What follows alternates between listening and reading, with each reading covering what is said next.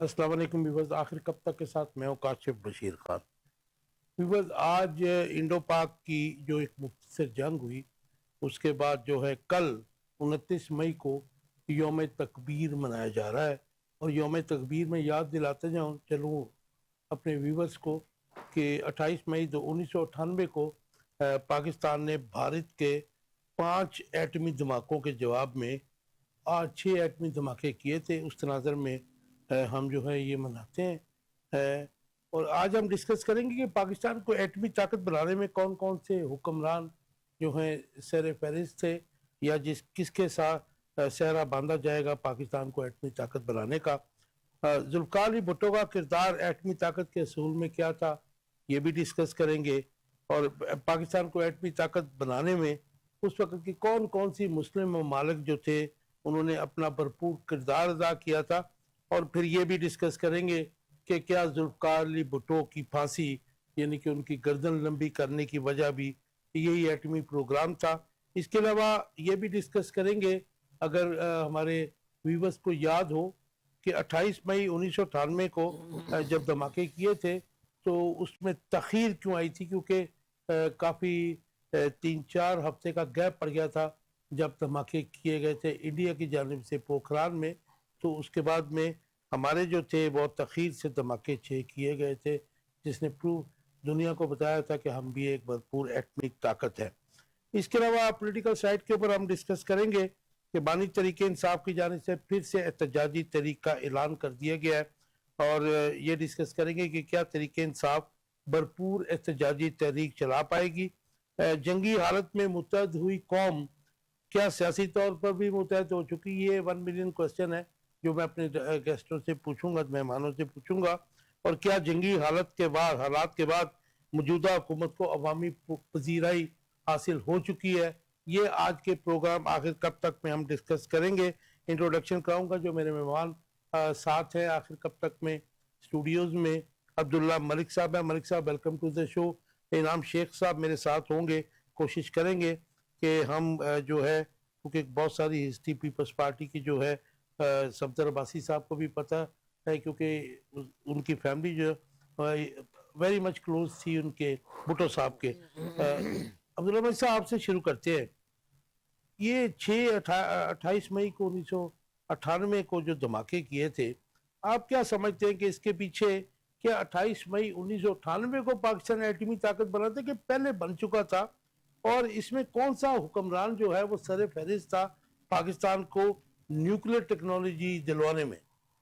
देखिए, पहली बात तो यह है कि 6 और 7 मई को 2025 को जो कुछ हुआ, और फिर 10 मई को जो हमने यौम फतह भी मनाया है, और पूरी दुनिया ने फिर जंग बंदी के सिलसिले में अपना अपना रोल अदा किया। तो उसमें बुनियादी जो फैक्टर था वो ये था कि कहीं दो ममालिक में जो एटमी जंग है ये ना न्यूक्स शुरुआत की हो वॉर जाए, ना हो जाए। और उसने ये डिटरेंस था इसको मेंटेन रखने में बड़ा अहम किरदार अदा किया। Balance of power. Ji, balance of power. और इसके पीछे सारे का सारा अगर आप क्रेडिट देना चाहते हैं तो शहीद जुल्फ़िकार अली भुट्टो को, क्योंकि जिन्होंने ये कड़े ध्यान से गुजर कर पाकिस्तान को एक महफूज खिता बनाने में और इंडिया का जो तसल्लुत था बड़े होने का उसको कम करने में और ज़्यादा से ज़्यादा डिटरेंस जो कम से कम करने में जो अहम किरदार अदा किया, जो बुनियादी तौर पर तो सेहरा उनको जाता है। और फिर दूसरा जो साइंटिस्ट के तौर पर डॉक्टर कदीर खान साहब, अल्लाह ताला उनको मग़फ़िरत करे, दोनों बड़ी शख्सियात को ये भुट्टो साहब ने वो उनको वहाँ से हॉलैंड से लाए और पाकिस्तान के एटमी प्रोग्राम के बारे में उनको आगाह किया और उनको तमाम सहूलतें दी, और यही सेहरा इन दोनों शख्सियात के साथ जाता है। लेकिन बाद में यकीनन डॉक्टर समर बन मुबारक या दूसरी शख्सियात जो इस पर काम वो करती टीम थी, का हिस्सा थे ना जी हिस्सा थे, साहब। और भी बहुत सारे जो अनसंग हीरोज हैं जिन्हें जी। ज़िंदगी में किसी ने नहीं देखा, वो तमाम हजरात ने जिसने जिन ने भी इस एटम बम को बनाने में और पाकिस्तान के दफा का नाकाबिल तस्लीम बनाने में रोल अदा किया, उसमें पहला नंबर जुल्फ़िकार अली भुट्टो साहब का, साइंटिस्ट में डॉक्टर कदीर साहब का। ये देखिए, ये जो धमाके हैं बुनियादी तौर पहले तो हो चुके थे, लेकिन 1998 में यकीनन उसकी दोबारा शुरुआत की गई, और फिर मिसाइल टेक्नोलॉजी जो उसका इन्वेंशन हुई और नवाज शरीफ साहब के दौर में, उनको भी क्रेडिट जाता है। लेकिन बनाने में लाने में जिसका ख्याल होता है ایک آئیڈیا ہوتا ہے وہ بنانے والا یقیناً ہمیشہ زندہ و تابندہ رہتا ہے. تو میرا خیال ہے کہ بھٹو لیکن صاحب کو یہ عبداللہ ملک صاحب جو میں نے ہسٹری پڑھی بہت ساری ہسٹری ڈفرینٹ آتھرس کی پڑھی اس میں یہ تھا کہ ذوالفقار علی بھٹو جب 1963 میں انڈسٹریز کے منسٹر تھے تو وہ فرانس اور دوسرے یورپین جو ایٹمی طاقت والے ممالک ہیں وہاں جاتے تھے تو وہ کھوج لگاتے رہتے تھے حالانکہ ان کا ڈومین نہیں تھا کہ ایٹمی ٹیکنالوجی کے بارے میں بہت سارا علم حاصل کرتے رہتے تھے. کیا اس میں سچائی اس دیکھتے میں ہیں کوئی شک نہیں ہے کہ ذوالفقار بھٹو صاحب جب وزیر خارجہ بھی تھے تو انہوں نے جب بھی باہر کے ممالک میں گئے, دنیا چونکہ اس طرف جا رہی تھی تو ان کو بھی ایک آئیڈیا تھا کہ پاکستان کو بھی ہمیں بھی اس ٹیکنالوجی کا استعمال کرنا چاہیے. تو وہ چھوٹے چھوٹے یقیناً چیزوں کو اکٹھا کرتے رہے, قطرے قطرے سے انہوں نے سمندر بنایا, یہ کریڈٹ جاتا ہے. لیکن میں ایک بات یہاں کہنا چاہوں گا 28 مئی 1998 کے حوالے سے, ابھی بھی وہ شخص زندہ ہے, اللہ ان کو زندگی, ڈاکٹر شمشاد احمد صاحب, ان کا کہنا تھا بلکہ کون ہمارے جی؟ ہی شمشاد احمد جو ہمارے فورن سیکرٹری رہے ہیں, ان کا یہ کہنا تھا, شمشاد احمد جی جی ان کا یہ کہنا تھا, زندہ ہیں ابھی اور ہمارے جی فورم میں وہ تشریف لائے تھے اور ان کی کتاب بھی ہے. وہ ان کا کہنا تھا کہ نواز شریف صاحب تو اس چیز پہ مادہ ہی نہیں تھے کہ ہم دھماکے کریں. 1998 کی جی بات کر رہے ہیں. کہتے ہیں میں نے ان کو آمادہ کیا, میں خفیہ طور پہ چائنا گیا اور ان کی کنسنٹ لے کے آیا, انہوں نے کہا کہ آپ کو دھماکوں کے بعد بہت ساری پابندیوں کا سامنا کرنا پڑے گا. پھر ہم نے یہ پلان کیا لیکن بالآخر ہو گیا. لیکن اگر کوئی یہ کہتا ہے کہ ہولی سولی یہ کردار ان کا ہے, وہ تو غلط بات, تاریخ جھٹلانے والی بات ہے. تاریخ یہی ہے اور ہمیشہ یہ تابندہ اور رہے گی اور وہ اس کو کبھی ناقابل اس کے اوپر اور ڈسکس کرتے ہیں کیونکہ ٹاپک تو بہت بڑا ہے, ہسٹری اس میں انوالو ہے. کوشش کریں گے کہ ہم ہسٹری کو ڈسٹارٹ نہ کریں, جو اصل ہسٹری ہے وہ اپنے ویورز کو بتائیں. شیخ صاحب کل یوم تکبیر ہے, 6 دھماکے کیے, ایٹمی دھماکے کیے, اس میں جو اس وقت بھی ایشو تھا, اسٹل ریممبر کہ بہت پریشر تھا. Mian Nawaz Sharif was prime minister, تو اس وقت بہت پریشر تھا, سو مچ سو کہ وہ جو مجید نظامی صاحب تھے انہوں نے بھی مطلب بہت سخت بیانات دیے.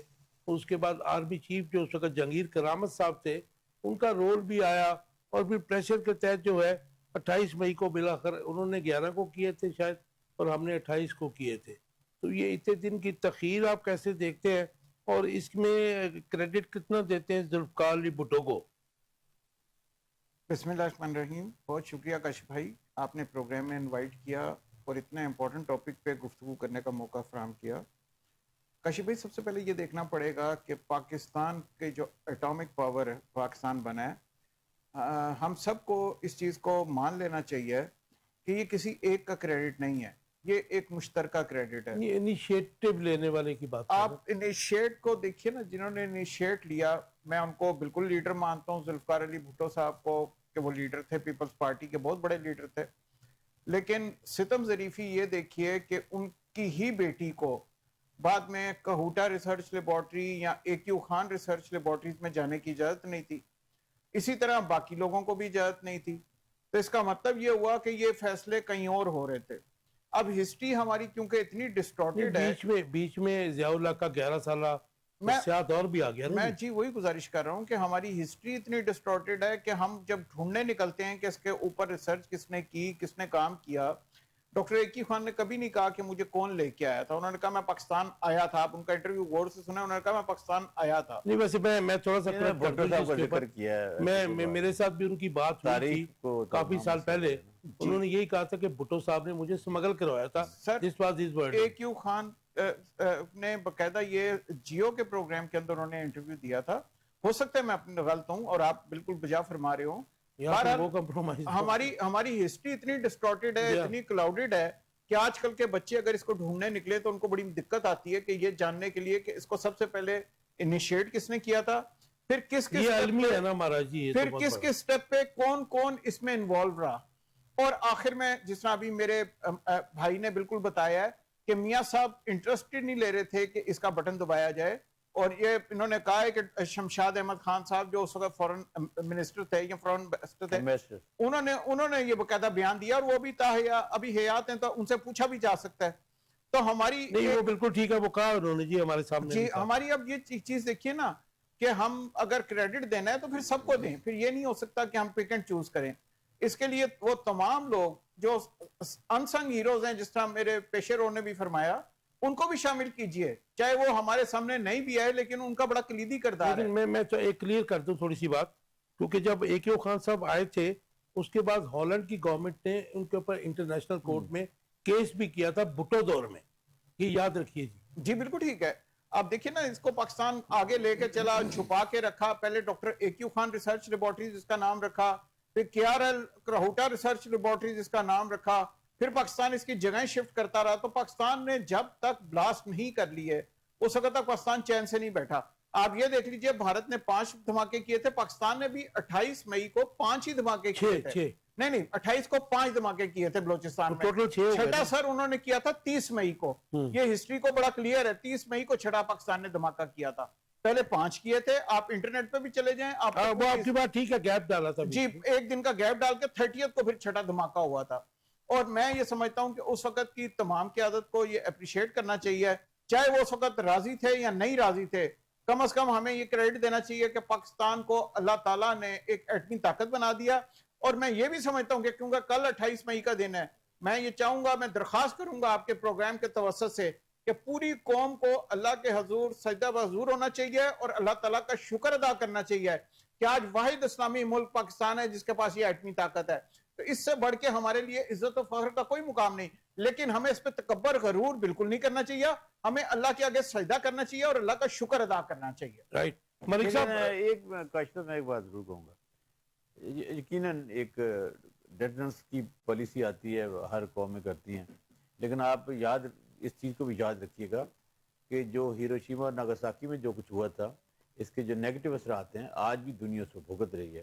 تو کوشش یہ ہونی چاہیے کہ ہمیں امن کی راہوں کا انتخاب کرنا چاہیے, وہ بھی بیلنس آف پاور کے لیے کرنا چاہیے, اور اس اسلحے کی دور سے اوائڈ کر کے ہمیں تعلیم, ہیلتھ, غربت کے خاتمے کے لیے, انڈسٹری کے لیے, اور پھر اس اٹامک پاور سے جو پازیٹیو چیزیں ہو سکتی ہیں, بجلی کا بننا اور چیزیں ہو سکتی ہیں, ہمیں ان مثبت پہلوؤں کی طرف بھی جانا چاہیے. صرف یہ نہیں ہے کہ یہ صرف ہماری خواہش نہیں ہونی چاہیے اس خطے میں, یہ سوچ ہر اس ملک کی ہونی چاہیے جو ہیومینٹی پہ, انسانیت پہ, انسانی ترقی پہ, ہیومن ڈیولپمنٹ پہ یقین رکھتا ہے. اور ابھی بھی جو وار سینیریو بنا تھا, تو ہمارا تو یہی تھا کہ ہمارے صبر کو نہ آزمایا جائے, ہمارے امن کی پالیسی کو. ملک صاحب 1977 میں جو coup ہوتا ہے اور بھٹو صاحب واز اریسٹڈ, آپ انسائڈرز بتاتے ہیں, بڑے جو ہیں باخبر لوگ تھے, وہ یہ کہتے ہیں کہ اس وقت تک ہم نے ایٹمی طاقت جو ہے ایکوائر کر لی ہوئی تھی, اور اس کے بعد بس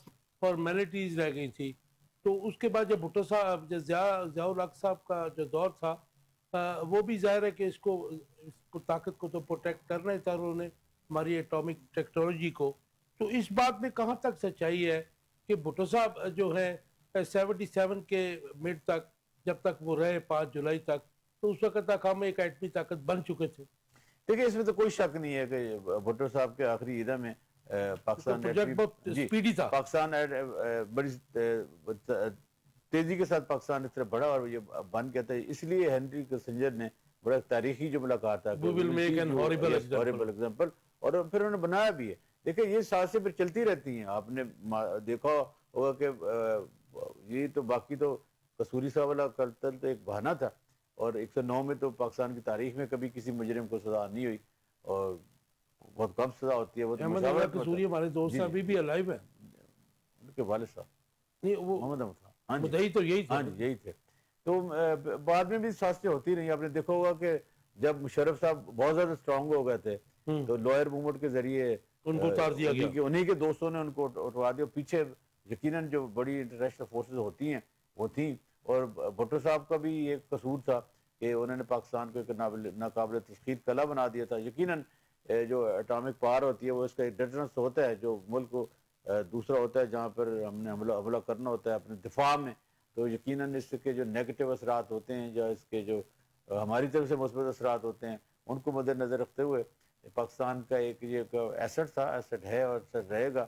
اور آج یہی وجہ ہے کہ پاکستان ناقابل. ملک صاحب مجھے یہ بتائیے جی جی کہ پاکستان کو ایٹمی طاقت بنانے میں کون کون سے مسلم ممالک جو تھے سر فہرست تھے, لیکن بھٹو کا میں اس لیے بھی ایک جینیس مانتا ہوں کہ آج یورپ جو ہے، ویسٹ جو ہے، اس میں سے کوئی یو نیم دم کوئی ملک ہماری فیور میں نہیں ہے، لیکن وہ بھٹو صاحب ایسے آدمی تھے کہ فرانس سے ری پروسیسنگ پلانٹ کا معاہدہ انہوں نے جی کیا تھا. میزائل ٹیکنالوجی کا ہوا تھا جی ہاں، بعد میں محترمہ بین بھٹو. وہ تو شمالی کوریا سے جی کیا نا جی. فرانس کون کون سے ممالک جو ہیں وہ سر فہرست تھے ایٹمی طاقت بنانے میں؟ دیکھیں بھٹو ایرا وہ ایرا تھا جس میں پاکستان کی فارن پالیسی عروج پہ تھی، اور ہمارے مسلم ممالک میں پاکستان کا طوطی بولتا تھا، خصوصاً مسلم امہ کے بھی عروج تھا. اٹامک پار بننے کے بعد کے وہ سارے کے سارے مسلم ممالک اپریشیٹ کرتے تھے، اور ان کو فخر تھا کہ ایک اسلامی ملک تو ایسا ہے جو باقی اسلامی ممالک کی بھی بات کرتا ہے. تحفظ کر سکتا ہے، دفاع کر سکتا ہے. اس میں دیکھیں نا سعودیہ، لیبیا، عراق، یہ وہ ممالک کے حکمران تھے. ایون مصر، شام، سبھی سو اینڈ سو نام تو نہیں لیتے، ایران بھی شامل ہوگا کیونکہ ہمارا پڑوسی ملک تھا. لاجسٹک پرووائڈ کرنا، حالانکہ کوئی پرسنالٹی کلیش تھا پہلوی سے، جی. لیکن ایون دین وہ ہمارے تو میرے خلاف خیال نہیں. بھٹو صاحب نے اپنے تو جو ان کی کرزمیٹک پرسنالٹی تھی اس کا، اور پھر جو اس وقت جو دو اسلامی سربراہی کانفرنس ہوئی تھی ان کا بھی فائدہ اٹھاتے ہوئے ایک یونٹی کا جو کنسیپٹ دیا تھا، ایک پیسہ روپیہ ایک کرنے کا، ایک مشترکہ بینک بنانے کا، تیل کا جو اختیار کا انہوں نے کہا تھا. تو میرے خیال ساری کی ساری یہ وہ چیزیں ہیں جس پر تمام امت مسلمہ نہ صرف اکٹھی ہوئی بلکہ بھٹو صاحب کے اس آئیڈیا کے ساتھ چلی. اور یہی وجہ ہے کہ بھٹو صاحب کو اس یونٹی میں کرنے میں، امت کو اکٹھا کرنے میں اپنی جان کا نذرانہ دینا پڑا. وہ بڑے لیڈر تھے، اور بڑے لیڈر کا انجام تو آپ کو پتہ ہے یہی ہوتا ہے. وہ تاریخ میں آج بھی اس لیے زندہ ہیں کہ وہ عامر کے ہاتھوں تو ان کی جان تو چلی گئی لیکن ان کی روح آج بھی اس خطے میں موجود ہے. جسم شیخ چلا صاحب، گیا. مجھے ایک دفعہ غلام مصطفیٰ خط صاحب نے بتایا تھا، انہوں نے کہا کہ جی جو ممالک ہیں مسلم، ایک کی میں بات کر رہا ہوں، باقی آپ بتا دیجئے. انہوں نے کہا صدر معمر القذافی جو ہے اس نے بہت ہیلپ کی، اور جو وہ ایڈ کرتے تھے کسی بھی جس کرنسی میں بھی ہوتی تھی. انہوں نے کہا جی کئی دفعہ میں سری لنکا سے ان کی ایڈ کی جو بھی اماؤنٹ ہوتی تھی وہ لے کے آیا کرتا تھا، وہ ایٹم بم کے لیے دی جاتی تھی. آپ کو کیا یاد پڑتا ہے کہ ایٹمی طاقت بننے میں، کیونکہ اس وقت 71 کے بعد یہ 74 کی سمٹ کانفرنس ہوئی ہے، 72 کی لگا لیجئے، بھٹو صاحب 72 میں آئے، دسمبر 71 میں، تو پاکستان کا ظاہر ہے ایک بازو علیحدہ ہو گیا تھا اور ہم ہارے ہوئے تھے اور قوم بھی بڑی مایوس تھی. تو اس کے بعد جو ہے یہ اتنی جلدی اتنی سپیڈی یہ کام ہونا، پاکستان کا ایٹمی طاقت بننا کوئی میریکل لگتا ہے. تو آپ کو کیا لگتا ہے کہ اس میں کون کون سے لوگ تھے اسپیشلی مسلم امہ کے جنہوں نے ہمارا ساتھ دیا تھا؟ سر مسلم امہ میں آپ نے بالکل بجا فرمایا ہے کہ ان کا تو بالکل بہت کلیدی کردار تھا معمر قذافی کا. ان کے علاوہ آپ نے دیکھا ہے کہ پاکستان کو جنہوں نے ہیلپ کی اس میں مصر بھی تھا، اس میں سعودیہ بھی تھا. اس وقت کی مطلب یہ طاقتیں تھیں جو انہوں نے ہیلپ کی پاکستان کو. یہ زیادہ امپورٹنٹ نہیں ہے کیونکہ یہ ایک سیکنڈری ہے. امپورٹنٹ یہ تھا کہ پاکستان کے پاس جو کمپوننٹس آنے تھے سینٹریفیوج کے، وہ پاکستان نے بلیک مارکیٹ سے ایکوائر کیا، اور اس میں جن لوگوں کا کردار ہے ان کا نام ہی کوئی نہیں لیتا. وہ پاکستانی جنہوں نے جا کے ان مارکیٹ سے وہ پرزے لے کے آئے، وہ کمپوننٹس لے کے آئے، وہ سینٹریفیوج کے ڈیزائن لے کے آئے، یہ بہت امپورٹنٹ تھا. اب وہ چیزیں لا کے سمگل کر کے پاکستان لانا اس زمانے میں بڑا مشکل تھا، لیکن ان لوگوں نے یہ کامیابی سے اپنا کام کیا اور پاکستان کی ہیلپ کی. اور یہ وہ انسنگ ہیروز ہیں جن کو ہم ابھی مطلب ہم شاید نام بھی نہیں جانتے کئی لوگوں کا، جن لوگوں نے پاکستان کے ایٹمی پروگرام کو آگے لے کے چلے، سپورٹ دی، اور ہر طرح سے جو پارٹ ہمیں ریکوائرڈ تھا وہ پارٹ ہمیں لا کے دیا. ٹیکنیکل تو وہ کوئی بہتر وہی سائنسدان ہی جانتے ہیں کہ ان کو کیا کچھ چاہیے تھا، لیکن ہم یہ سمجھتے ہیں کہ اللہ تعالیٰ کی مہربانی سے اور اس کے بعد ہمارے جتنے بھی سائنسدان کے ان کی شب روز محنت سے پاکستان نے یہ ٹیکنالوجی حاصل کی. اور اس وقت کی جو اسلامک امہ تھی، کیونکہ پاکستان اس وقت 2 لاکھ ہو چکا تھا، اس وقت کی اسلامک امہ میں صرف پاکستان کے 2-3 ہی دوست تھے، اور اس کے اندر یہ معمر قذافی جو تھے یہ سر فہرست تھے.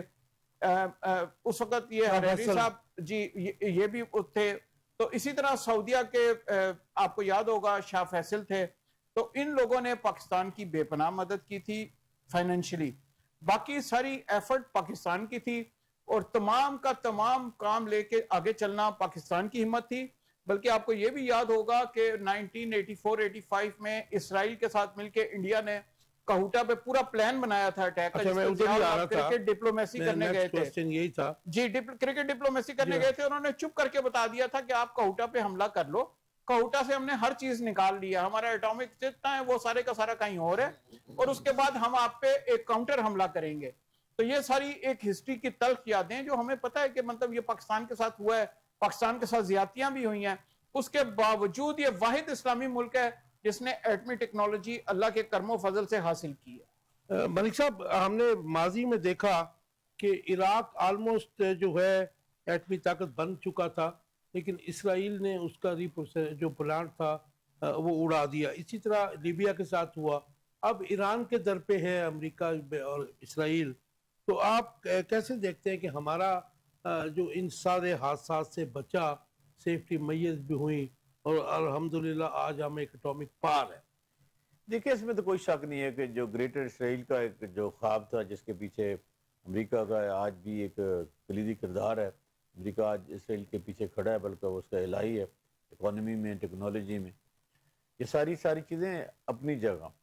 लेकिन यह कि फ़लस्तीन से लेकर मिस्र, शाम, इराक, लीबिया, लिबनान, ये वो ममालिक हैं जिनको चुन चुन कर इसराइल ने इसलिए निस्तर नबूद कर दिया कि इनके पास हमारी तरह डिटरेंस नहीं थी, एटॉमिक पावर नहीं थी।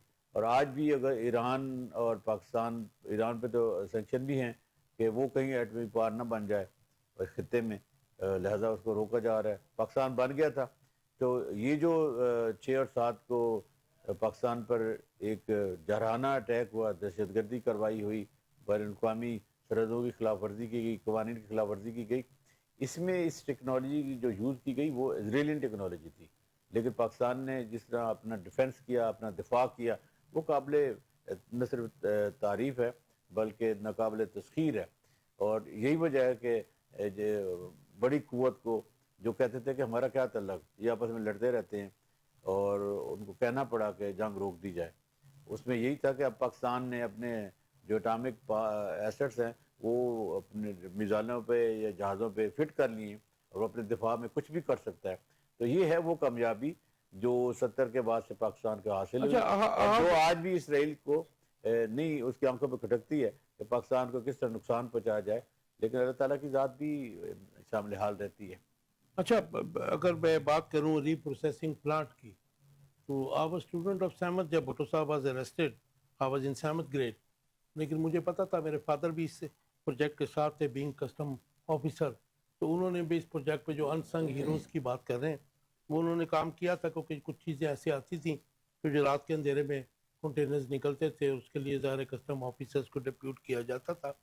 तो मैं आपसे ये पूछना चाह रहा हूँ कि जब हम ये रीप्रोसेसिंग प्लांट पर आज अमेरिका सैंक्शंस लगाने के लिए या उनको मना करने के लिए बड़ा जोर दिखा रहा है ईरान को, तो यही वो वाक़या कि जो भुट्टो साहब ने जब रीप्रोसेसिंग प्लांट फ्रांस से लिया था तो वो हमारे ऊपर भी सैंक्शंस लगा रहा था, और इसकी वजह से ही भुट्टो साहब का सैक किया गया, अरेस्ट किया गया, हैंग किया गया। How do you compare it? लेकिन आप सही कह रहे हैं, ईरान प्रोसेस में था और भुट्टो साहब प्रोसेस मुकम्मल कर चुके थे 77 में। इसलिए किसिंजर की बात भी नहीं इतना सिक्रेसी के साथ हुआ था कि अमेरिकी तो खुद हैरान रह गए कि ये हो कैसे गया। इसलिए उन्होंने कहा था कि आपको हम दुनिया के लिए एक मिसाल बना देंगे, और भुट्टो साहब लाहौर के कॉर्नर हाउस में कहा था, और ये हमारे यहाँ अपने घर में हमारे कह के गए थे। उसका मतलब है कि जो कुछ भुट्टो साहब के साथ हुआ, ये वो एक लेसन था, एक मिसाल थी आलमी इस्तेमाल और साम्राज्य का दूसरों के लिए, कि अगर कोई भी मुल्क आइंदा ये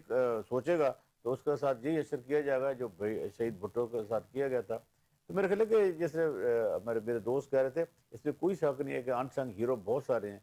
बस सेठ आबिद का नाम भी लिया जाता है कि उन्होंने भी पाकिस्तान के एटॉमिक उसमें, तो हर वो शख्स जो पाकिस्तान से मोहब्बत करता था और इस ईरा में शामिल था, उसने अपना कंट्रीब्यूट किया है। और उन आज जो हम बचे हुए हैं, जो हम सलामती है, हमारे सरहदें महफूज हैं, हमारे एज ए नेशन, और हम आराम की नींद सोते हैं, तो ये उनकी काविशें हैं, उनकी कुर्बानियाँ भी हम इसलिए कहते हैं, जैसे शहीद भुट्टो ने कुर्बानी दी, लेकिन बाद में उनको फेस भी करना पड़ा, जिस तरह डॉक्टर ए.के. खान को फेस करना पड़ा। अमेरिकियों ने तो कह दिया था कि इनको वापस हमारे वाले किया जाए, जहाज भी तैयार था। जी, जहाज भी तैयार था, لیکن یقیناً چونکہ وہ پاکستان کے ہیرو تھے, بہت بڑا پریشر تھا پوری نیشن کا اس وقت حکمرانوں پر, وہ ایسا نہ ہو سکا, اور آج بھی وہ ہمارے دلوں میں بستے ہیں. اور جب تک پاکستان قائم رہے گا اس وقت رہتی دنیا تک وہ بھی ڈاکٹر قذافی اقبال کے کو بیٹے کی وجہ سے ہوا نا جی سارا. یقیناً بہت ساری فیکٹر تو شامل تھے نا, لیکن وہ ہر وہ ہیرو, ہر وہ شخص جس نے اپنے اپنے تئیں پر کوئی نہ کوئی کاوش کی تھی, وہ بھی آپ کو پتا کہ اس دنیا میں مثال بنا دیا گیا. وہ معمر قذافی کا ہو, باقی افراد کا ہو, تو آپ نے دیکھا ہے ابھی کچھ لوگ بھگت رہے ہیں. تو یہ ہوتا ہے دنیا میں, آپ کچھ کرتے ہیں شیخ تو صاحب اس کا یہ آپ سمجھتے ہیں کہ ذوالفقار علی بھٹو کی پھانسی کی وجہ ایٹمی پروگرام تھا, اور یہ ری پروسیسنگ پلانٹ پہ اس وقت ایران کے پابندیاں لگانے کی امریکہ بات کر رہا ہے, اور انہوں نے کل اس کو کیٹیگوریکلی ان کے صدر نے بالکل مسترد کر دیا ہے. تو کیسے دیکھتے ہیں کہ یہ وہی ہمیں پاسٹ کی پکچر نہیں نظر آ رہی ہے جی؟ کاشف بھائی, ایران کے معاملے میں تو ایران نے نیوکلیئر ٹریٹی سائن کی ہوئی ہے اور وہ اپنی سائٹس کا باقاعدہ وزٹ کرواتے ہیں, تو اس میں کوئی ڈھکی چھپی بات نہیں ہے. ایران نے ان کو بتایا ہوا ہے کہ میرے پاس یہ کیپیبلٹیز ہیں, اور ابھی تک وہ پرامن مقاصد کے لیے ہے, کہ پرامن مقاصد سے مراد تو ہے کہ بھٹو صاحب بھی کہتے تھے کہ بجلی بنانے کے لیے جی مطلب میں آپ سے وہی گزارش کر رہا ہوں, کیونکہ اس وقت مانیٹرنگ نہیں تھی تو IAEA کی, تو اس وجہ سے تو پاکستان تو کامیاب ہو گیا. اچھا, پھر اس کے بعد آپ کو یاد ہوگا مشرف ٹینیور میں باقاعدہ پاکستان پہ الزام لگا تھا کہ پاکستان نے وہ سینٹریفیوز ایران کو بھی دیے اور لیبیا کو بھی دیے بڑا سختی سے, اور اسی پہ کہا تھا کہ ڈاکٹر ایکیو خان کو ہمارے حوالے کریں, اور کیونکہ وہ قوم کے قذافی ہیرو کے تھے, بیٹے نے بات نہیں کی تھی نا جی. جی قوم کے, کیونکہ وہ ہیرو تھے تو اس وجہ سے ان کو مشرف صاحب ان کو امریکہ کے حوالے نہیں کر پائے تھے. تو اب آپ یہ دیکھیے کہ اوورآل ایک دیکھیے نا, میں وہی گزارش کرتا ہوں کہ ہماری ہسٹری اتنی ڈسٹورٹڈ ہے کہ جو ہمارے بچے کل کو پڑھنا چاہ رہے ہیں ان کو حقائق کا تو معلوم ہی نہیں پڑے گا, ان کو تو وہی نظر آئے گا جو مختلف ہسٹورین اپنی اپنی لینگویج میں لکھیں گے. تو اصل حقائق تو یہی ہے نا. اور شیخ صاحب اس کے لیے یہ ضروری ہے کہ ہم آپ ملک صاحب یا اور جو پرانے لوگ ہیں جو ہم نے اپنی آنکھوں سے دیکھا ہے وہ ہمیں سچ بول کے اپنی جنریشن کو بتانا چاہیے. سر ہم نے تو انٹرو میں بھی یہی کہا کہ آپ کا بہت شکریہ, آپ نے اس امپورٹنٹ ٹاپک پہ گفتگو کرنے کے لیے اگر کوئی بلایا, اور ہسٹری یہی ہم ڈسٹورٹ بچوں کو کر رہا بتانا ہے چاہتے ہیں. اپنے مقاصد کے لیے تو ہمیں اس پہ ریزسٹ دیکھیے کرنا نا, چاہیے. ہمارا تو اس میں کوئی انٹرسٹ نہیں ہے, ہم تینوں کا کوئی انٹرسٹ نہیں ہے, لیکن ہم چاہتے ہیں کہ ہماری جو نیکسٹ جنریشن ہے اس کو پتہ چلے اصل حقیقت کیا لیکن تھی. انٹرسٹ ہے نا, کہ اب جو کہتے ہیں کہ میرے بنے جہازوں کے آگے 28 اور پیچھے 30 ہوا بھروائی, ان چیزوں سے نکلنا چاہیے, اور جو قومی ہیروز ہیں ان کا پراپر کریڈٹ دینا چاہیے جس چیز کا بھی بنتا ہے. دیکھیں نا, اگر آپ کی لاکھ بھٹو صاحب سے یا پیپل پارٹی ظاہر سے ہے. آپ کا ایک جمہوری تقاضوں کے حوالے سے اختلاف رائے ہوگا, لیکن یہ کہ یہ کریڈٹ دیتے وقت جہاں میاں صاحب کی تصویر لگے وہاں پر شہید ذوالفقار علی بھٹو کی لگنی صاحب وہ چاہیے. بھٹو صاحب کی ہاں, پارٹی تو اب ہے بھی نہیں ملک صاحب. ہاں, لیکن ان چیزوں سے انسان چھوٹا ویسی نہیں ہوتا, ٹاورنگ بڑا ہوتا ہے. پرسنالٹی پولیٹیکل بھی کوئی نہیں ہے جیسے بھٹو صاحب کی تھی. جی شیخ صاحب. تو ہم یہ سمجھتے ہیں سر کہ اوورآل اس ٹائم پہ اگر آپ دیکھیں یہ سارا معاملہ پوری دنیا کے اندر, تو ہمیں یہ لگتا ہے کہ امریکہ کی کوشش یہ ہے کہ مسلم ممالک اور ان میں سے کوئی بھی حاصل نہ کر سکے یہ ایٹمی ٹیکنالوجی. دوسری طرف پاکستان کوشش یہ کر رہا ہے کہ کسی بھی طریقے سے اس کو اور امپروو کیا جائے, کیونکہ دن بہ دن ترقی ہو رہی ہے, چیزیں جدت کی طرف جا رہی ہیں, بہتری کی طرف جا رہی ہیں. آپ نے دیکھا ہے ابھی وار کے اندر بھی سائبر وار ہوئی ہے, بالکل پاکستان کے بچے جن بیٹھے ہوئے تھے, جوان بچے 25 سال 26 سال, جنہوں نے یہ ساری کی ساری کاوش کی ہے, ساری محنت کی ہے, رزلٹ دیے ہیں. تو یہ ایک ٹرانسفارمیشن ہے, ڈیولپمنٹ ہے, جو اس کے اندر اللہ تعالیٰ ہمیں کامیاب کرے اور پاکستان کو مزید ترقی کی طرف لے کے جائے. اب رہ گیا بات کہ بھٹو صاحب کو پھانسی, بھٹو صاحب کو 2-3 وجوہات سے میرا خیال ہے کہ پھانسی ہوئی تھی. ایک, انہوں نے مسلم امہ کا پورا اجلاس بلایا لاہور میں, آپ کو یاد ہوگا اس میں انہوں نے تمام مسلم امہ کے بڑے بڑے ممالک کو اکٹھا کر لیا. بلکہ شیخ مجیب کو بھی جا کے جی, بھجوا کے اب یہ چیزیں تو بڑی کھٹکتی تھی نا امریکہ کی آنکھ میں کہ انہوں نے یہ کر کیسے دیا, پوری مسلم امہ کو اکٹھا کر رہے ہیں. اور ہی ہیڈ این آئیڈیا کہ اگر میں ایک دفعہ اکٹھا کر لوں گا اس کے بعد میں ان کو ساتھ ایک لے کے ایک بلاک بنا لوں گا, مسلم امہ کی ایک کرنسی ہوگی, مسلم امہ کی ایک اپنی فوج ہوگی. تو بھٹو صاحب واز اے ویژنری پرسن, ان کا پرپس ہی یہ تھا کہ ہم ان کو آگے لے کے چلیں. لیکن ان کو پھر ایک ایگزامپل بنا دیا گیا, کوشش یہ کی گئی کہ یہ آگے سے آئندہ سے اس قسم کا کوئی بندہ پاکستان میں اٹھے ہی نہ. اور آپ نے دیکھا ہے کہ اس کے بعد پھر مسلم امہ پھر باری باری جو اس اجلاس میں آیا تھا, جو آیا تھا ان سب کو نشانہ بنایا گیا, جو ممالک شامل ہوئے تھے. ہمارے پاس ایک ٹاپک اور بھی ہے پولیٹیکل میں, اس سے پہلے چاہ رہا ہوں کہ اس کو کنکلوڈ کرنے سے پہلے ایک سوال بڑا امپورٹنٹ ہے. آپ کو یاد ہوگا ملک صاحب کہ جب یہ ایٹم بم کی گیم شروع ہوئی تھی ہمارا بچپنا تھا, آپ کا بھی بچپنا ہی ہوگا, لیکن اس وقت میں تو ظاہر ہے یہ کہا کرتے انڈیا بہت شور مچاتا تھا کہ اسلامک بام ہے, اس پہ بہت ساری بکس بھی لکھی گئیں, انڈین آتھرز نے بھی لکھی, انٹرنیشنل آتھرز نے بھی, اور پاکستان اسلامک بام کہا جاتا تھا اسے. لیکن یہ اب انفارچونیٹ نہیں کہ یہ پاکستان کا جو ایٹم بام ہے یہ اسلامک نہیں رہ گیا, یہ لوکلائز ہو گیا. دیکھیں اس میں تو آپ کا کوشچن بڑا امپورٹنٹ ہے. جب شروعات ہوئی تھی, اور جس طرح ہم نے پہلے بھی ذکر کیا کہ کن کن اسلامی ممالک نے اس میں کیا کیا کنٹریبیوٹ کیا, تو بنیادی طور پر یہ کنسیپٹ تھا کہ یہ تمام جو مسلمان ممالک ہیں ان کا ڈیٹرنس کرے گا, اور جہاں جہاں بھی جیسے نیٹو ہے, یہ ممالک ہے, یورپی یونین ہے, فلسطین پہ جو ہو رہا, یہ ممالک کہیں بھی ہو جو اکٹھے ہو جاتے ہیں, اور اگر ایک پہ حملہ تو سب پہ حملہ تصور ہوتا ہے. بیسیکلی یہ کنسیپٹ بھٹو کا تھا نیٹو والا. ہاں, یہ جو ایک پہ حملہ سب کے جو حملہ, یہ حکمت عملی بھٹو صاحب کی تھی کہ اگر کسی بھی اسلامی ممالک پر کچھ حملہ ہوتا ہے تو ہم اپنا جو یہ اسلامک فورس ہو استعمال یوز کریں گے. دیکھیے یہ ضروری بھی کیوں ہے. اب آپ نے دیکھا ہوا کہ اس پورے خطے میں کسی اسلامی ملک کے پاس یہ ٹیکنالوجی نہیں تھی, اور اسرائیل نے اس ٹیکنالوجی کے ذریعے چن چن کر ان کا صفایا کیا. جس طرح فلسطین میں جو ظلم و تشدد ہو رہا ہے, کاش ہے فلسطینیوں کے پاس بھی ہتھیار ہوتے, ان کی فوج ہوتی, جو کچھ آپ کہہ رہے ہیں, سپورٹ آف ہزاروں کی تعداد میں, لاکھوں کی تعداد میں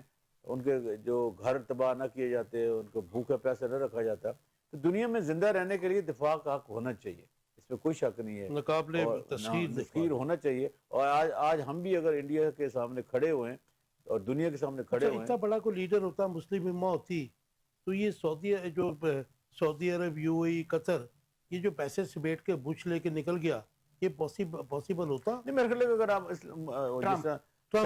سیونٹیز میں جس طرح یونٹی تھی, بھٹو صاحب نے 2 اسلامک کانفرنس کروائیں, اور اس میں تمام ممالک, وہ شخص جو دنیا میں کہیں بھی نہیں جاتا تھا, شہنشاہ ایران, وہ بھی تشریف لائے, اور ایک یونٹی آئی, اور سب ایک ہی صاحب میں محمود پوری بوم دی اس کے بعد. تو میرے خیال سے لوگ لے کے آئے. جی ہاں, تو بھٹو صاحب جیسا, جب شاہ فیصل جیسا لیڈر, سکارنا جیسا لیڈر, باقی ممالک جیسے لیڈر, قذافی جیسے لیڈر دنیا میں زندہ ہوتے, تو میرے خیال ہے کہ امت مسلمہ کا آج جو یہ حال ہو رہا ہے, درد بدر سے ہمیں, آپ دیکھیں نا ایدی امین سے کیا کام دیا تھا انہوں نے, کوئی شک نہیں. ہر ایک 70s کا وہ ایرا تھا جس میں دنیا میں نامور لوگ اسی خطے میں سے تھے, ذہین تھے, کریج والے تھے, فیصلہ کرنے والے. مجھے یاد ہے کہ جب انور سادات کو قتل کیا گیا تو بے نظیر بھٹو نے لندن سے سٹیٹمنٹ جاری کی تھی, I think it was in 1981.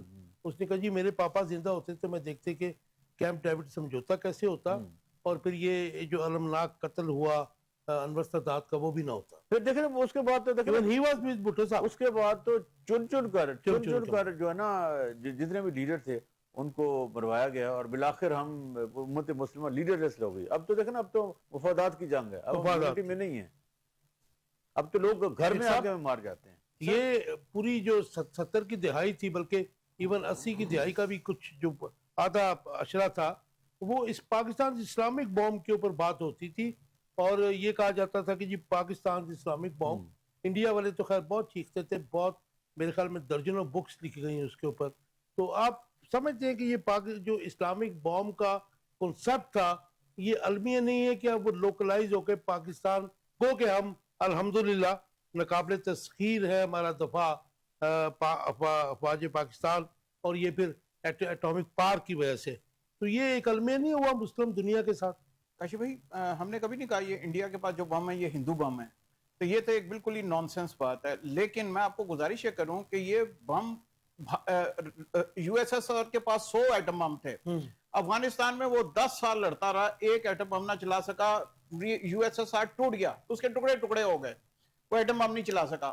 یاد رکھیے گا یہ جذبہ ہوتا ہے جو جہاد کرتا ہے. لیکن یہ بھی یاد رکھیے گا, یہ پوری مسلمان قوموں میں پاکستانی فوج ہے جس کے اندر جذبہ ہے, جنہوں نے افغان وار بھی لڑی ہے, جنہوں نے اپنی وار بھی لڑی ہے دہشت گردی کی, اور اب بھارت کو اور اسرائیل کو بھی شکست دی ہے. لیکن شیخ صاحب 1973 میں اسرائیل کے خلاف فلسطین کی ہیلپ کے لیے ذوالفقار علی بھٹو نے پاکستان کی افواج کو بھیجا تھا, یہ بھی مائنڈ میں رکھیے گا, اور کسی ملک نے آج تک یہ نہیں کیا. میں وہی تو گزارش کر رہا ہوں کہ ہماری افواج کی جو قربانیاں ہیں وہ لاسوال ہیں, اور ابھی تک چل رہی ہیں, اور یہ کسی اور مسلمان ملک نے اس قسم کی قربانیاں دی نہیں ہیں. آپ مجھے کوئی ایک مسلمان فوج بتا دیں جس نے اس قسم کی قربانیاں دی ہوں, جو اس طرح بیٹن ہارڈ فورس لڑی ہو, دہشت گردی کے خلاف لڑی ہو, رشیا کے خلاف لڑی ہو جو اس وقت U S S R world power تھی.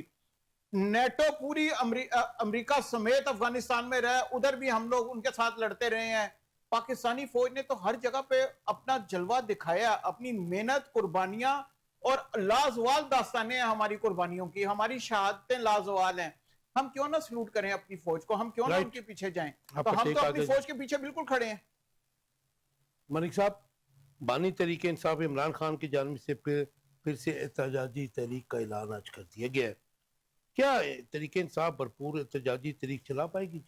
میرے خیال جو آپ کا کوشچن آپ اٹھانا چاہ رہے ہیں وہ یہ ہے کہ کیا 10 مئی کے بعد جو پاکستان کی سیاست میں کوئی اتنی یونٹی ہے جس طرح 10 تاریخ کو قوم ایک, میں وہ آگے کوشچن یہ بتائیے گا. تو پرابلم یہی ہے کہ جو جنگ کے دوران میرے خیال ہے کہ جو وعدے بعید کیے گئے تھے اور ایک ڈائلاگ کا سلسلہ چلا تھا وہ میرے خیال ہے کہ اب ناکام نظر ہوتا ہوا نظر آ رہا ہے, اور جو گفت و شنید ہے وہ کہیں ٹوٹ گئی ہے.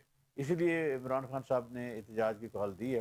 میرے خیال ہے کہ ان کو احتجاج کی بجائے ایک ایسا راستہ منتخب کرنا چاہیے جس سے جو کارکن ہیں ان کو بھی سلامتی ملے, ان کو بھی جیلوں میں نہ جانا پڑے, ان کو بھی تشدد کا سامنا نہ کرنا پڑے, اور ایک ڈائلاگ کے ذریعے, ایک جامع ڈائلاگ کے ذریعے ایک جو ریکنسلیشن کی پالیسی ہے, ٹروتھ اینڈ ریکنسلیشن, اس کی طرف میں جانا چاہیے, اور ایک پولیٹیکل کنسنسس ہونا چاہیے. جب تک سیاسی جماعتوں کے درمیان ہم آنگائی نہیں ہوگی اور جو پاکستان کے بڑے مسائل ہیں اس میں وہ حل نہیں ہو سکے, کانسٹیٹیوشنل میٹرز ہیں, وہ سارے کے سارے پارلیمنٹ کے فلور پہ ہونے ہیں. لیکن خالی یہ کہہ دینا کہ میں اسٹیبلشمنٹ سے بات کروں گا, یہ میرے کو ایک جمہوری رویہ نہیں ہے. اور آپ کو نہ چاہتے ہوئے بھی موجودہ جو پولیٹیکل ایلیٹ ہے اس کے ساتھ بیٹھنا پڑے گا, اور ڈائلاگ کے ذریعے مسائل کا حل ہم نے ماضی میں بھی دیکھا ہے. لیکن اگر شملہ معاہدہ بھی ہوا تو وہ ڈائلاگ کے ذریعے ہوتا. پاکستان اور انڈیا کے درمیان 5 جنگیں ہوئی ہیں, تو پہلے لاسٹ میں شملہ معاہدہ فیل ہو گیا تھا, آخر پہ دوبارہ سے ٹیبلز لگائی لوگ چلے گئے تھے, اور رات کے بھٹو صاحب نے پھر فہم و فراز سے. تو میرا خیال ہے کہ آج کے زمانے میں جو جنگوں کا اختتام بھی ہوتا ہے وہ ڈائلاگ کے ذریعے ہوتا ہے. مثلا ابھی جو رشیا اور یوکرائن کی وار ہو رہی ہے تو تمام دنیا چاہتی ہے اس میں پیس ہونا چاہیے, ڈائلاگ ہونا چاہیے. تو ڈائلاگ کا جو رستہ ہے نا وہ کبھی بند نہیں کرنا چاہیے, وہ جو ونڈو آف اپرچونٹی ہے وہ رہنی چاہیے. سیاسی لوگوں کو سیاسی میدان میں آنا چاہیے. میں تو یہ سمجھتا ہوں کہ حکومت کو اس سلسلے میں پہل کرنی چاہیے. جتنی دیکھنا پولرائزیشن سوسائٹی میں ہو چکی ہے, سیاست میں ہو چکی ہے, مختلف طبقات میں ہو چکی ہے, ہم ڈیوائیڈ ہو گئے. اور ہمارے جو ملک کے مسائل ہیں, جس طرح ابھی جعفر ایکسپریس پہ حملہ ہوا, ابھی سکول کے نوشکی میں ہوا, بچوں کی بس پہ ہوا, تو ان تمام کو ایڈریس کرنے کے لیے, ملک کے دفاع کو مضبوط کرنے کے لیے ایک مضبوط آرمی کے ساتھ ساتھ مضبوط معیشت اور سیاسی استحکام ہونا ضروری ہے. یہ جو موومنٹس ہیں یقیناً ان کا جمہوریت میں ان کا رائٹ بنتا ہے, اس میں کوئی شک نہیں ہے. اچھا, آپ سمجھتے ہیں کہ موجودہ جو پولیٹیکل گورنمنٹ ہے پی پی پی کی اور پی ایم ایل این کی, ظاہر ہے کہ ان کے پولیٹیکل بینیفٹس بھی ہیں, اگر یہ سیریس نہیں ہے تو آپ سمجھتے ہیں کہ جن کو اللہ تعالیٰ نے اس وقت طاقت دی ہوئی ہے, پاکستان میں جو بلیسڈ لوگ ہیں, جو طاقت کا منبع ہے, ان کو چاہیے کہ مطلب جو ہے پولیٹیکل ہارمونی کے لیے اپنی ایفرٹس کریں, ایک جگہ پہ بٹھائیں. آپ بالکل صحیح کہہ رہے ہیں کہ ایک طاقت کا منبع 10 مئی کے بعد تو بالکل زیادہ سے زیادہ ان کے پاس ہے. اور عمران خان جب یہ سمجھتے ہیں کہ ان کے پاس کافی بھی نہیں ہے, اگر کہیں سے کوئی فیصلہ کن بات چیت ہونی ہے تو وہ اسٹیبلشمنٹ کے ساتھ ہی بیٹھ کے ہو سکتی ہے. اب وہ چاہتے ہیں کہ ایک تو یہ ہے کہ گڈ ول کے ساتھ ہونی چاہیے, اگر نہیں ہوتی تو پریشر بلڈ کر کے ہو جائے, تاکہ جو بات چیت کا توازن ہے نا وہ بیلنس رہے. اگر آپ کا اپر ہینڈ ہے تو آپ کو بات چیت میں زیادہ فوائد حاصل ہو سکتے ہیں. اگر آپ کمزور ہو کر نیچے ہو کر بات کریں گے تو شاید تو آپ کی بات نہ مانی جائے. تو میرے یہ ایک پولیٹیکل چالیں ہوتی ہیں, ایک وہ ہوتی ہیں. اچھی بات یہ ہے کہ پولیٹیکل کنسنسس ہونا چاہیے, اور وہ لوگ جو بیہائنڈ دی بار ہیں ان کو باہر آنا چاہیے. اور ایک اور بات آپ کے پروگرام کے ساتھ ہم اسٹیبلشمنٹ سے بھی یہ کہتے ہیں کہ صلہ رحمی والا جو ہے نا, معافی والا کنسیپٹ ہونا چاہیے, کہ جو ملک کے حالات ہیں وہ اس چیز کے متحمل نہیں ہو سکتے. ہمارے یہاں انریسٹ ہو, ہمارے بچے شہید ہوں, ہماری جو مغربی سرحدیں ہیں وہ انسیف ہو جائیں, تو ایک مضبوط فوج کے پیچھے ایک مضبوط قوم, یونائٹ قوم کو ہونا بہت ضروری ہے. جی شیخ صاحب. کاشف بھائی, پولیٹیشین وہ ہوتا ہے جو ڈائلاگ کرے. اگر ڈائلاگ کرتا ہے اور اس کو کامیابی کبھی ملتی ہے اور کبھی کامیابی نہیں اچھا شیخ صاحب وہ ملتی. کس سے ڈائلاگ کر رہے ہیں یہ بھی بتا دیکھیے دیجیے. پولیٹیشین کا کام یہ ہے کہ اپنے دروازے کبھی بند نہ کریں, چاہے وہ دوسرے پولیٹیشین سے بات کر رہے ہیں. اچھا لیکن مجھے یہ لگتا ہے I'm تھوڑا not سا میں آپ taking کے پروگرام anybody's کے side, توسط سے لیتا لیکن ہوں. لاسٹ جو مذاکرات ہوئے تھے گورنمنٹ کے ساتھ اس میں آپ نے سیریسنس دیکھ لی تھی ان کی. میری گزارش یہ ہے, مجھے گورنمنٹ جو کی. لگتا ہے میں آپ کو اپنا ویو پوائنٹ بتا سکتا ہوں. مجھے یہ لگتا ہے کہ عمران خان صاحب انٹرنیشنل اسٹیبلشمنٹ کی بھی مدد چاہتے ہیں, اور عمران خان صاحب کو کہیں نہ کہیں سے وہ مدد ہے بھی, جس وجہ سے خان صاحب جو ہے وہ اس چیز پہ آنے کو تیار ہی نہیں ہے کہ میں ان کے ساتھ بات کروں. ان کا مطالبہ یہ ہے کہ میں اسٹیبلشمنٹ سے ڈائریکٹ بات کروں گا, اور ڈائریکٹ بات کر کے میرا پہلا مطالبہ یہ ہوگا کہ میرے ووٹ ہیں مجھے حکومت دی جائے. میری آپ جدھر مرضی سے چیک کروا لیں, یہ ووٹ مجھے پڑے آپ, کیونکہ ایک سسٹم بن چکا ہے, آپ ایک کیا گورنمنٹ ان سمجھتے ہیں, پروسیس ہے. اب آپ پاکستان کے پاس یہ ٹائم نہیں ہے اس ٹائم پہ کہ پاکستان شیخ اب صاحب گورنمنٹ کو آپ کیا ٹاپل کر سمجھتے دے ہیں, اور پھر نئی گورنمنٹ آ جائے. آپ کیا سمجھتے ہیں کہ وہ عمران خان ہو, نواز شریف ہو, یا پھر کوئی اور لیڈر ہو, اس کو پولیٹیکل کیسز میں کوئی بھی ریاست جو ہے پاکستان کو بھی چھوڑ دیجئے, وہ کتنی دیر اندر پہ سیاسی کیسز میں رکھ سکتے ہیں؟ سر یہ دیکھیے معذرت کے ساتھ یہ ایک ایسا کام ہے جو کہ عدالتوں کا کام ہے, کہ اگر کوئی کیس آیا تو عدالتیں اس کے اوپر ظاہر کر سکتی ہیں. میں اور آپ اس پروگرام میں بیٹھ کے اس کو نہیں کر سکتے. اگر ان کے اوپر کوئی کیس ہے وہ عدالتوں کو فیس کر رہے ہیں, ٹھیک ہے, وہ عدالتوں کا کام ہے, وہ ان کو کب بری کرتی ہیں, کیسے کرتی ہیں. ہاں یہ بہت امپورٹنٹ پوائنٹ ہے کہ عمران خان ان چیزوں میں کہیں پہ ڈیل کر کے باہر نہیں گیا, وہ ابھی بھی اپنی جگہ پہ ادھر ہی کھڑا ہے اور ان عدالتوں کو فیس کر رہا ہے, اپنے کیسز کو فیس کر رہا ہے. یہ بہت پازیٹیو پوائنٹ ہے جس کی وجہ سے میرا خیال ہے کہ عوام بھی اس کے ساتھ جو سپورٹ ماضی میں کرتا ہم ہے. دیکھتے تھے ایون بے نظیر بھٹو بھی ڈیل کر لیتی تھی, زرداری صاحب بھی, میاں صاحب تو خیر مشہور ہے. اچھا مجھے یہ بتائیے گا ملک صاحب کہ جنگی حالت میں ہمیں نظر آیا کہ قوم متحد تھی. ایون ایکس کو جو کھولا گیا اس میں بھی وہ لوگ جن کے اوپر الزام لگتا تھا کہ وہ پی ٹی آئی کے ہیں, انہوں نے بھی ماشاءاللہ کھل کر پاکستان کی بات کی, ہم سب نے کی, بہت اچھی بات ہے. لیکن آپ کیا سمجھتے ہیں کہ جنگی حالت میں جو قوم متحد ہوئی تھی کیا سیاسی طور پر بھی متحد ہو چکی ہے؟ نہیں, سیاسی طور پر تو کبھی متحد نہیں تھی. میرا خیال ہے کہ اس خاطر اسٹیبلشمنٹ نے کہیں نہ کہیں اس کو یونائٹ ضرور رکھا ہے. اگر اس کو کسی نے ڈیمیج کیا نا تو ان لوگوں نے ڈیمیج کیا ہے جو بینیفیشری ہے. بینیفیشری کون ہے؟ بینیفیشری موجودہ ایلیٹ ہے. انہوں نے ان کو یہ ہے کہ اگر اسٹیبلشمنٹ اور عمران خان کے درمیان کوئی بات چیت چل پڑتی تو ہمارا کیا بنے گا. ان کو اپنے کیسز بھی نظر آتے ہیں, اپنا مستقبل بھی نظر آتا ہے, اور ان کا تو فائدہ یہ ہے کہ عمران خان زیادہ سے زیادہ جیل میں رہے. تو میرا خیال ہے کہ یہ اسٹیبلشمنٹ کو سوچنا چاہیے کہ اگر وہ اپنے پیچھے بھی قوم چاہتے ہیں اور پاکستان کا بھلا چاہتے ہیں, جو اقتدار تو آنے بڑی جانے کی زبردست چیز بات ہے, آپ نے کی. اقتدار تو آنے جانے کی چیز ہے, اصل مسئلہ پاکستان کی بقا اور سلامتی اور امن ہے اور معیشت ہے. اس سارے کو لے کے جانے میں ابھی دیکھ رہے ہیں عمران خان صاحب کوئی شک نہیں, اس وقت پاپولر 3 لیڈر ہیں پاکستان کی تاریخ میں, لیکن بات صرف اتنی سی ہے کہ یہ پاپولر ہونا کس کو نہیں بھاتا, کون چاہتا ہے کہ اسٹیبلشمنٹ کے ساتھ تعلقات بہتر نہ ہوں. سنگل لائن آنسر دے دیجئے, جنگی حالت میں متحد ہوئی قوم کیا سیاسی طور پر متحد ہو گئی یا نہیں, اور اگر نہیں ہوئی تو یہ اس میں رکاوٹ کون ہے؟ سر سیاسی طور پہ یہ قوم اتنی باشعور ہوئی نہیں ہے ابھی. ہم کیونکہ وہ ٹرانزیشن پیریڈ سے گزر رہے ہیں, بہت سی دفعہ ہمارے پاس مارشل آ رہے ہیں, یہ ہمیشہ ہمارا 2-4 سال تو بعد ہم وہی نا, ہم ابھی اس طرح گروم نہیں ہوئے کہ ہم لوگ آپس میں بات چیت کر سکیں. نہ اپوزیشن ہوئی ہے اور نہ ہی حکمران ہوئے ہیں.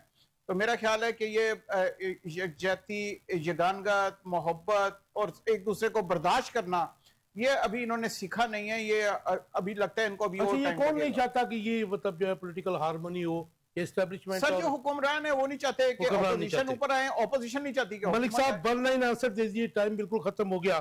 کیا جنگی حالت کے بعد, حالات کے بعد موجودہ حکومت کو عوامی پذیرائی حاصل ہوئی ہے یا نہیں؟ دیکھیں اس موجودہ حکومت کو, سیاسی حکومت ہے, اس کو تو نہ پہلے تھی نہ اب ہے, اور شاید آئندہ آنے والے ادوار تینوں میں بھی نہ ہو. جی سر میرا خیال ہے کہ ان کو فائدہ ہوا ہے, اس گورنمنٹ کو بھی فائدہ ہوا ہے. مین فائدہ تو ہماری آرمی اور فوج کو ہوا ہے, مطلب ان کا تو لیکن اس کے کچھ ثمرات ان کو بھی مل گئے ہیں. مل گئے ہوں گے تھوڑے بہت, لیکن سارا کریڈٹ گوز ٹو پاک فوج. آرمی, پاک فوج, army, air force, navy, army, air force, navy, right. انہوں نے جیتا ہے. تھینک یو ویری مچ جی, آپ تینوں دوستوں کا بہت شکریہ. ویورز آپ دیکھ رہے تھے آخر کب. ہم نے آج کی کہ تاریخ کے جھروکوں سے وہ ایک باتیں آپ اپنے آنے والی جنریشن کو, اپنی ینگ جنریشن کو حقیقت بتائیں کہ جس کی وجہ سے آج ماشاءاللہ پاکستان جو ہے ناقابل تسخیر ہے. آج کی افواج، آج کی حکومت، آج کی اپوزیشن، آج کی عوام آج اگر سکھ سے ہے تو وہ اس لیے ہے کہ ماضی میں ایک بڑے لیڈر نے قربانی بھی دی، ایفرٹ بھی تھیں. اس کے بعد آنے والے جو تمام حکمران تھے، اے خان تھے، اور بہت سے انسنگ ہیروز جو تھے، جس طرح یہ بتا رہے ہیں. ہمارے پاس ٹائم کم تھا لیکن بہت سے نام ایسے ہیں کہ جو میں بھی جانتا ہوں، یہ بھی جانتے ہیں، کہ جو سامنے پکچر پہ نہیں آئے لیکن پاکستان کے گریٹ کاز ایٹامک پاور بننے میں بہت بڑے بڑے رول تھے، تو وہ انہوں نے ادا کیے.